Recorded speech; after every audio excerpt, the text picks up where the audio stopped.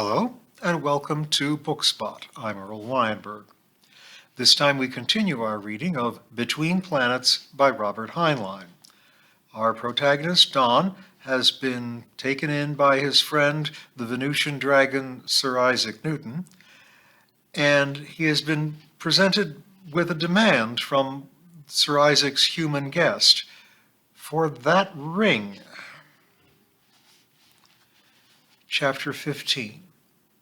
Judge not according to the appearance. John 7:24. Wait a minute, Don protested. You're mixed up. I know what ring you mean, all right, but it wasn't the ring, it was the paper that it was wrapped in, and the IBI got that.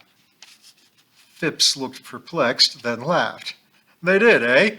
Then they made the same mistake you did, but it's the ring itself that is important. Let's have it. You must be mistaken, Don answered slowly. Or maybe we aren't talking about the same ring. He thought about it. It's possible that the IBI swapped rings before the package ever reached me, but it's a dead cinch that the ring that was delivered to me couldn't have contained a message. It was transparent plastic, styrene probably, and there wasn't even a fly speck in it. No message, no way to hide a message. Phipps shrugged impatiently. Don't quibble with me as to whether or not a message could be concealed in the ring. It's the right ring. Be sure of that. The IBI didn't switch rings. We know. How do you know? Confound it, boy, your function was to deliver the ring, that's all. You let us worry about the message in it. Don was beginning to feel sure that when his younger self had bitten Phipps' thumb, he must have been justified. Wait a minute. I was to deliver the ring, yes, that is what Dr. Jefferson, you know who he is? I know who he was, I've never met him. That's what Dr. Jefferson wanted. He's dead, or so they told me. In any case, I can't consult him, but he was very specific about to whom I was to deliver it. To my father, not to you. Phipps pounded the arm of the chair. I know it, I know it. If things had gone properly, you would have delivered it to your father, and we would have been saved no end of trouble. But those eager lads in New London had to— Never mind. The rebellion occurring when it did caused you to wind up here instead of on Mars. I'm trying to pick up the pieces. You can't deliver it to your father, but you can get the same result by turning it over to me. Your father and I are working toward the same end. Don hesitated before answering. I don't wish to be rude, but you ought to give some proof of that. Sir Isaac produced with his voter a sound exactly like a man clearing his throat. Ahem! They both turned their heads toward him. Perhaps, he went on, I should enter this discussion. I have known Donald, if I may say so, more recently, my dear Phipps. Well, go ahead. Sir Isaac turned most of his eyes on Don. My dear Donald, do you trust me? I think so, Sir Isaac, but it seems to me that I am obligated to insist on proof. It isn't my ring. Yes, you have reason. Then let us consider what would be proof. If I say— Don interrupted, feeling that the whole matter was out of hand. I'm sorry I let this grow into an argument. You see, it does not matter. Eh? Well, you see, I don't have the ring any longer. It's gone. There was a dead silence for a long minute. Then Phipps said, I think Maleth has fainted. There was scurrying excitement while the Martian's cart was removed to his chambers, tension until it was reported that he was floating in his very special bed and resting comfortably. The conference resumed with 3 members. Phipps glowered at Don. It's your fault, you know. What you said took the heart out of him. Me? I don't understand. He was a courier, too. He was stranded here the same way you were.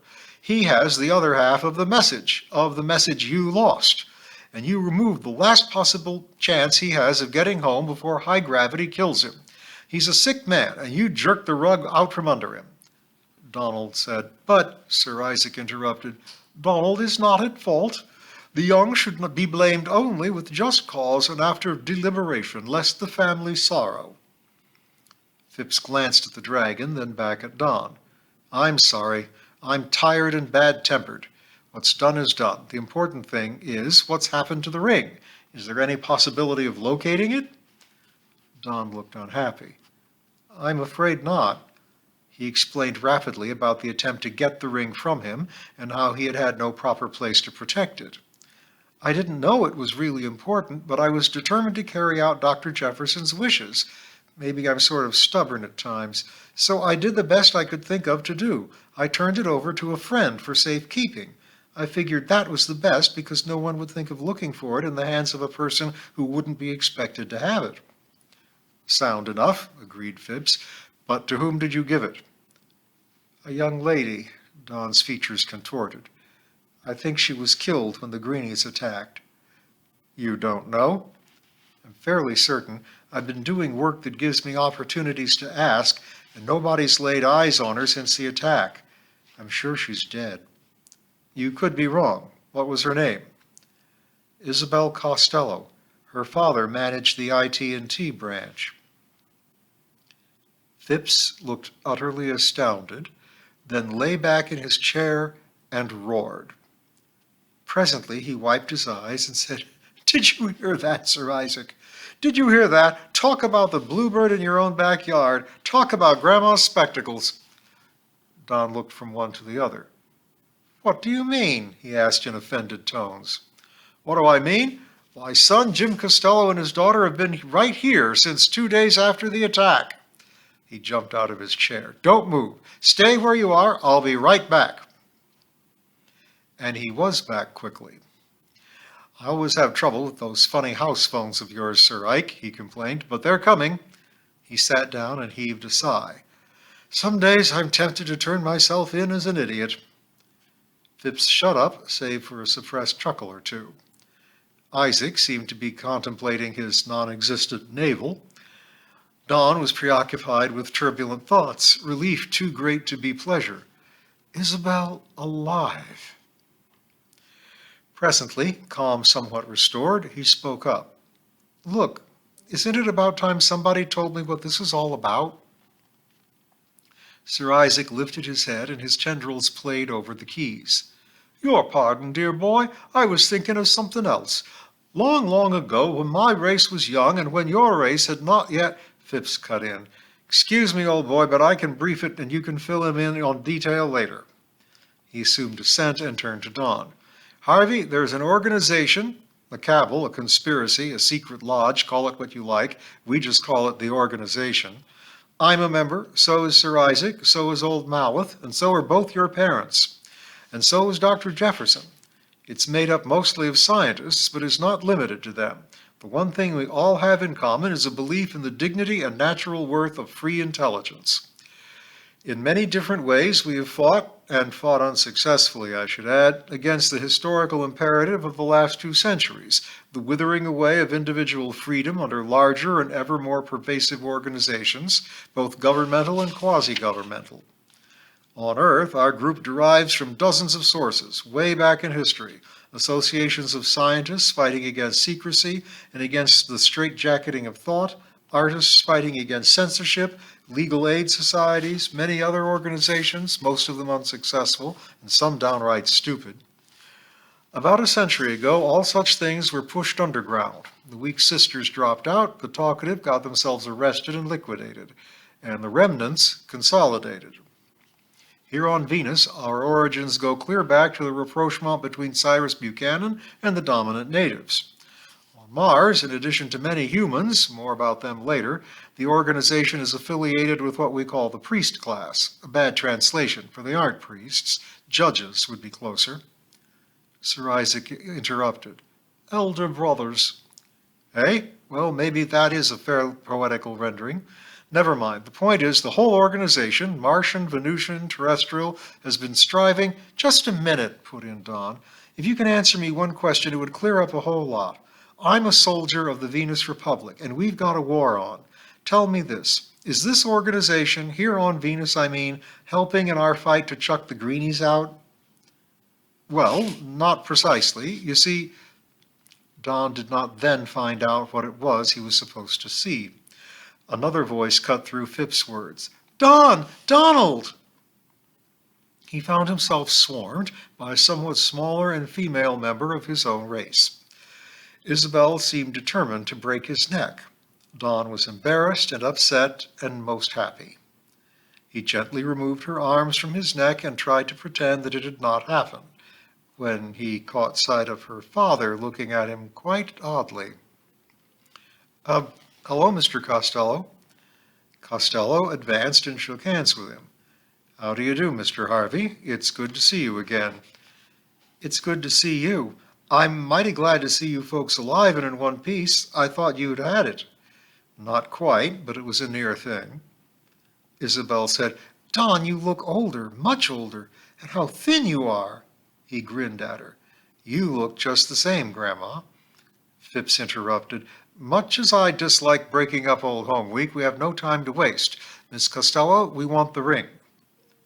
The ring? He means, explained Don, the ring I left with you. Ring? Said Mr. Costello. Mr. Harvey, did you give my daughter a ring? Well, not exactly. You see, Phipps interrupted, it's the ring, Jim, the message ring. Harvey was the other courier, and it seems he made your daughter a sort of deputy courier. Eh?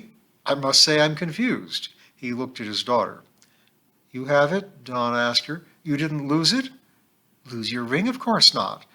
But I thought, Don, oh, never mind, you want it back now. She glanced around at the eyes on her, 14, counting Sir Isaac's, then moved away and turned her back. She turned around again almost immediately and held out her hand. Here it is. Phipps reached for it. Isabel drew her hand away and handed it to Don. Phipps opened his mouth, closed it again, then reopened it. Very well, now let's have it, Harvey. Don put it in his pocket. You never did get around to explaining why I should turn it over to you. But, Phipps turned quite red, this is preposterous. Had we known it was here, we would never have bothered to send for you. We would have had it without your leave. Oh, no. Phipps swung his eyes to Isabel. What's that, young lady? Why not? Because I wouldn't have given it to you, not ever. Don told me that someone was trying to get it away from him. I didn't know you were the one. Phipps, already red-faced, got almost apoplectic. I've had all this childish kicking around with serious matters that I can stand. He took 2 long strides to Don and grasped him by the arm. Cut out the nonsense and give us that message. Don shook him off and backed away half a step, all in one smooth motion. And Phipps looked down to see the point of a blade almost touching his waistband. Don held the knife with the relaxed thumb and 2-finger grip of those who understand steel. Phipps seemed to have trouble believing what he saw. Don said to him softly, Get away from me. Phipps backed away. Sir Isaac. Yes, agreed Don. Sir Isaac, do I have to put up with this in your house? The dragon's tentacles struck the keys, but only confused squawking came out. He stopped and started again and said very slowly, Donald, this is your house. You are always safe in it. Please, by the service you did me, put away your weapon. Don glanced at Phipps, straightened up, and caused his knife to disappear. Phipps relaxed and turned to the dragon. Well, Sir Isaac, what are you going to do about it? Sir Isaac did not bother with the voter. Remove thyself. Eh? You have brought dissension into this house. Were you not both in my house and of my family? Yet you menaced him. Please go before you cause more sorrow. Phipps started to speak, thought better of it, left. Don said, Sir Isaac, I'm terribly sorry. Let the waters close over it. Let the mud bury it. Donald, my dear boy, how can I assure you that what we ask of you is what your honored parents would have you do, were they here to instruct you? Don considered this. That's just the trouble, Sir Isaac. I'm not your dear boy. I'm not anybody's dear boy. My parents aren't here, and I'm not sure I would let them instruct me if they were. I'm a grown man now. I'm not as old as you are, not by several centuries. I'm not even very old by human standards.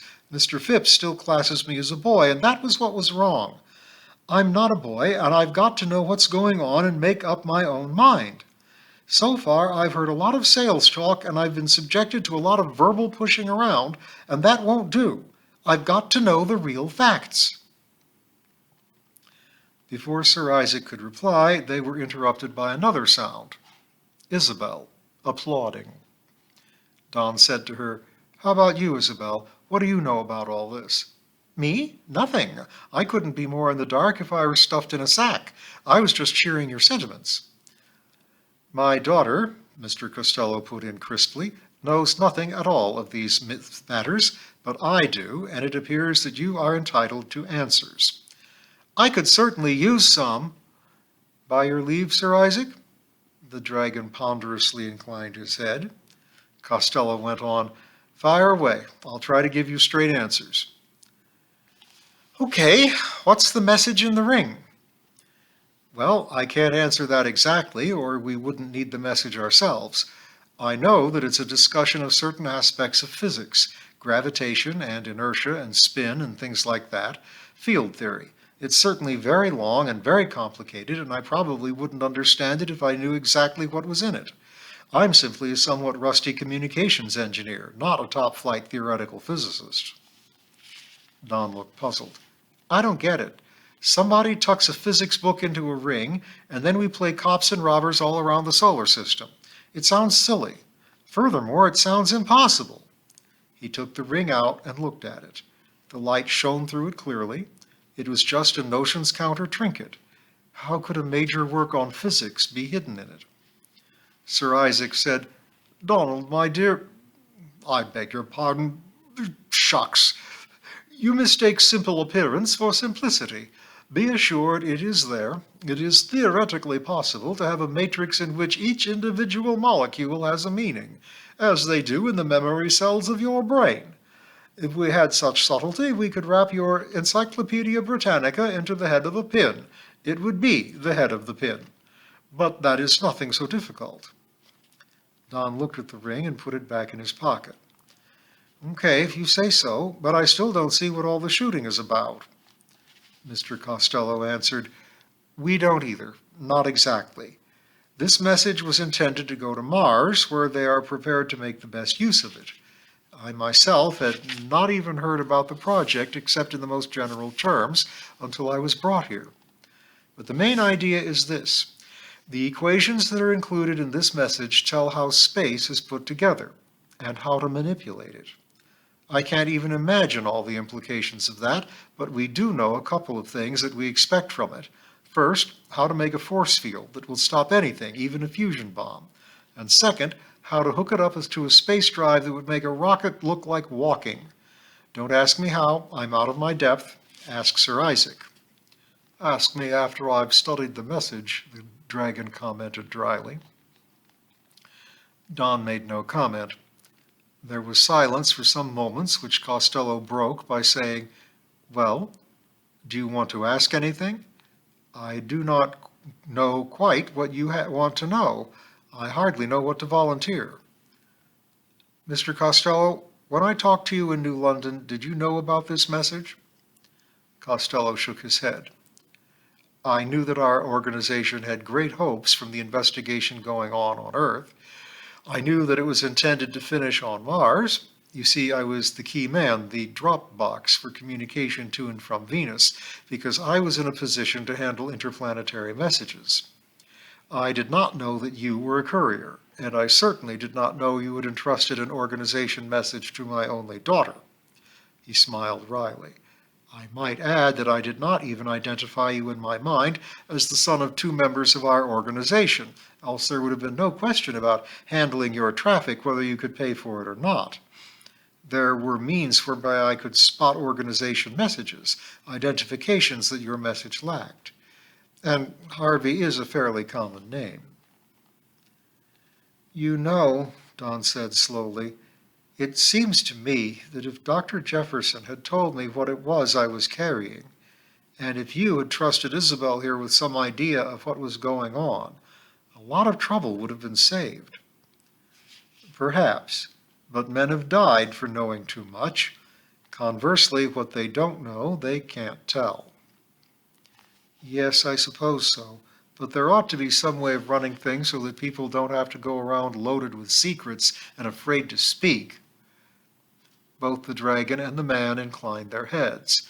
Mr. Costello added, "That's exactly what we're after in the long run, that sort of world."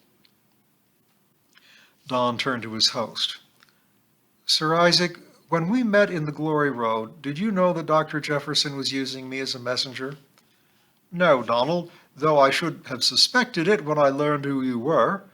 He paused, then added, "Is there anything more you wish to know?" "No, I just want to think." Too many things had happened too fast, too many new ideas.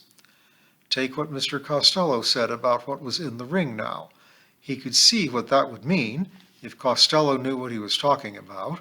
A fast space drive, one that could run rings around the Federation ships, a way to guard against atom bombs, even fusion bombs. Why, if the Republic had such things, they could tell the Federation to go fly a kite. But that so-and-so Phipps had admitted all this hanky-panky was not for the purpose of fighting the Greenies. They wanted to send the stuff to Mars, whatever it was. Why Mars? Mars didn't even have a permanent human settlement, just scientific commissions and expeditions like the work his parents did. The place wasn't fit for humans, not really. So why Mars? Whom could he trust? Isabel, of course. He had trusted her, and it had paid off. Her father? Isabel and her father were two different people, and Isabel didn't know anything about what her father was doing. He looked at her. She stared back with big, serious eyes. He looked at her father.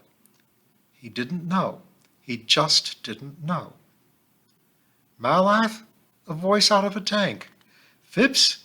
Phipps might be kind to children and have a heart of gold, but Don had no reason to trust him. To be sure, all these people knew about Dr. Jefferson, knew about the ring, seemed to know about his parents, but so had Bankfield. He needed proof, not words. He knew enough now, enough had happened now, to prove to him that what he carried was of utmost importance. He must not make a mistake. It occurred to him that there was one possible way of checking. Phipps had told him that Malath carried the other half of the same message, that the ring carried only one half. If it turned out that this half fitted the part that Malath carried, it would pretty well prove that these people had a right to the message. But confound it all, that test required him to break the egg to discover if it was bad. He had to know before he turned it over to them. He had met the two-piece message system before. It was a standard military dodge, but used and used only when it was so terribly, terribly important not to let the message be compromised that you would rather not have it delivered at all than take any risk at having it fall into the wrong hands. He looked up at the dragon. "Sir Isaac?" "Yes, Donald." "What would happen if I refused to give up the ring?" Sir Isaac answered at once, but with grave deliberation. "You are my own egg, no matter what. This is your house, where you may dwell in peace, or leave in peace, as is your will." "Thank you, Sir Isaac." Don trilled in the dragon symbols and used Sir Isaac's true name. Costello said urgently, "Mr. Harvey." "Yes?" "Do you know why the speech of the dragon people is called true speech?" Why, no, not exactly. Because it is true speech. See here, I've studied comparative semantics. The whistling talk does not even contain a symbol for the concept of falsehood. And what a person does not have symbols for, he can't think about. Ask him, Mr. Harvey, ask him in his own speech. If he answers at all, you can believe him. Donald looked at the old dragon. The thought went racing through his mind that Costello was right. There was no symbol in dragon speech for lie. The dragons apparently had never arrived at the idea, or needed it. Could Sir Isaac tell a lie? Or was he so far humanized that he could behave and think like a man? He stared at Sir Isaac, and 8 blank, oscillating eyes looked back at him. How could a man know what a dragon was thinking? "Ask him," insisted Costello. He didn't trust Phipps. He couldn't logically trust Costello. He had no reason to. And Isabel didn't figure into it at all. But a man had to trust somebody sometime. A man couldn't go it alone. All right, let it be this dragon who had shared mud with him. It isn't necessary, Don said suddenly. Here. He reached into his pocket, took out the ring, and slipped it over one of Sir Isaac's tentacles. The tentacle curled through it and withdrew it into the slowly writhing mass. Why, thank you, mist on the waters. And we'll see what they do with that blasted ring next time.